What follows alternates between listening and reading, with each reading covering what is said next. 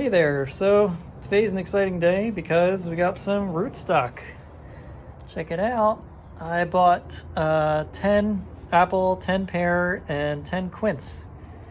And I assume the ones with the thorns are quince, but I don't know. I'm gonna take it apart in a minute. These are from Burnt Ridge Nursery. And these are the cuttings that I took off of my plants quite a while ago at this point. And some of them are starting to sprout, so we're running out of time to do this. And the plan is, I'm out in my my shed here, or not my shed, my detached garage, and I took a wheelbarrow, filled it up with compost as much as I can. I bought 25 plants, so I called up Burnt Ridge and said, can these go into 1-gallon pots? And they said yes.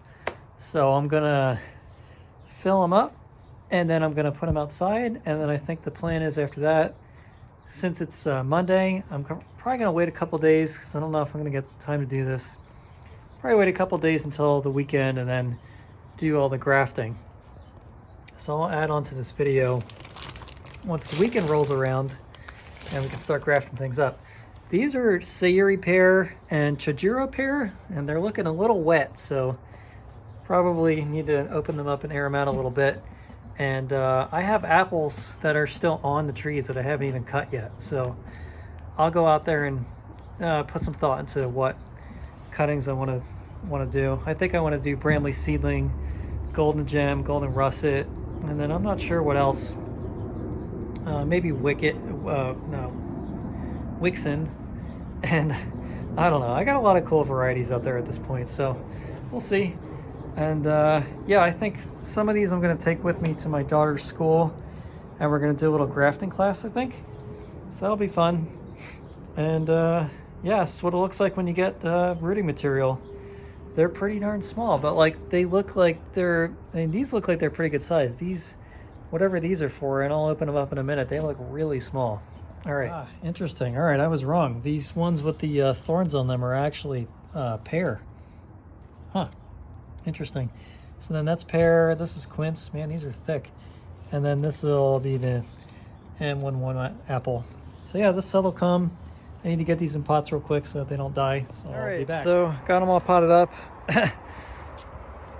It's interesting, some of them actually came with what looked like almost no roots on them. So I don't know if I just got some like end of the year duds or what, but I've grouped them together. These are the Asian pears, I believe. These are the apples over here, and then the quince are over here. So I just put them outside in kind of a protected location. They're underneath my chestnut tree here. They should get some shade. And I watered them in really good because some of the soil that I picked up was quite dry. And we'll just let them sit for a couple days, get established, and then I'll start looking for some cuttings to put on top of them. The Asian pears are going to be like probably the most difficult because these these are very small. The apple should be a piece of cake. The quince might be, you know, they're a good size, but actually the tree that I have over there is not that big. It's way over there, so I don't know. We'll see. I'll try and find some cuttings on there that match up, and then I'll shoot some film of me doing that. It's pretty easy. You just kind of cut them where you want them, where they match the stock that you're going to put on there. And then I have a tool that kind of makes like a U shape on both sides, so you just put them together and you wrap it. And since these are not attached to a tree, it should be pretty easy. Usually the grafts I do are much more difficult. They're like on the side, or they're upside down, or you know, they're just in a like bad place. And the scions always show up when it's freezing outside, so it's kind of nice that it's 45. All right, so I'll be back. Hey, so I've started putting the cuttings together with the rootstock, and I just wanted to make a few quick notes about this.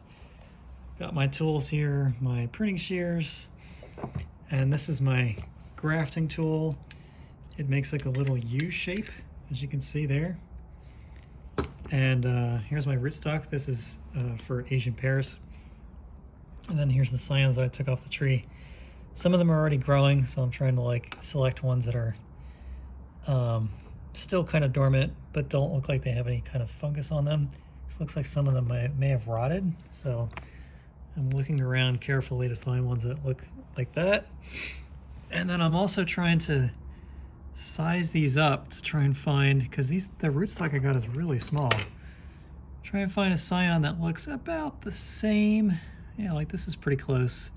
However, the buds don't look all that good. So, yeah, it's a bit of a tricky process here.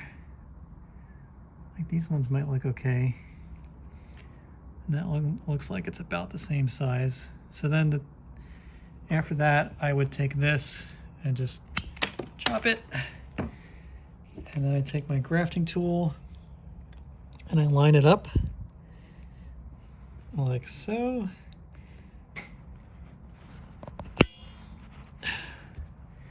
And then that leaves you with this little U shape. And then you do the exact same thing on the scion, and then you tape them together. And this is what it looks like when they're together. Just took it and inserted the scion into the rootstock and just twisted the tape around it a bunch of times. And then I put a little knot in the bottom. And for the tops, I've been just taking some more tape and just twisting it around there. And I used to use this stuff, which is called tree coat grafting wax. But you can see, like, it hardens into this, like, really, I mean, it's like you can't even scratch it. It's rock hard. And it did a great job. However, warming it up and using it is a pain in the neck. And whenever I'm grafting, it's always in the, you know, February, March time frame. So that stuff is always, like, super tough to get to, like, soften it up. So this has been working pretty well. And I noticed that, like, a little bit of the tip dries out and dies anyway. So I don't know. It's mostly been fine, and it's way faster than and less messy than this stuff. So that's what I've been doing for now. All right, I'm gonna keep going with these. All right, we're back outside. So this is the last step, is just to put them back out and let them heal. So we should probably know in about, I'd say maybe a month, if they worked out. And we should start seeing, like, some growth come out of these buds, and they'll wake up naturally. So it can be a bit deceptive. You're like, oh, it worked, and then a couple weeks later it dies. So if it puts out a couple of leaves and then continues growing out, it's pretty certain that it worked out. If it puts out a couple, like 2 leaves, and then it dies, it's probable that the graft union just didn't work out.